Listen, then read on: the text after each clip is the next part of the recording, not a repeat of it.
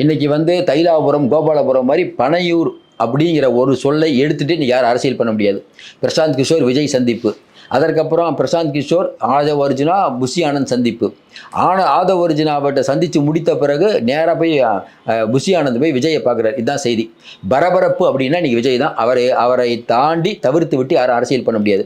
சூப்பராக அரசியல் பண்ணிட்டு இருக்காருன்னே சொல்லலாம். குறிப்பாக சொல்லணும்னா, எந்த பிரசாந்த் கிஷோர் திமுக ஒர்க் பண்ணாரோ திமுகவுடைய ரகசியங்கள் அனைத்தையும் தெரிந்த ஒருத்தரை கூட வச்சிருக்காரு. இது ஒன்றே போதும் திமுக கலங்கிறதுக்கு. லேட்டஸ்ட் தகவல், திமுக வந்து இப்போ பேசிகிட்டு இருக்காங்க.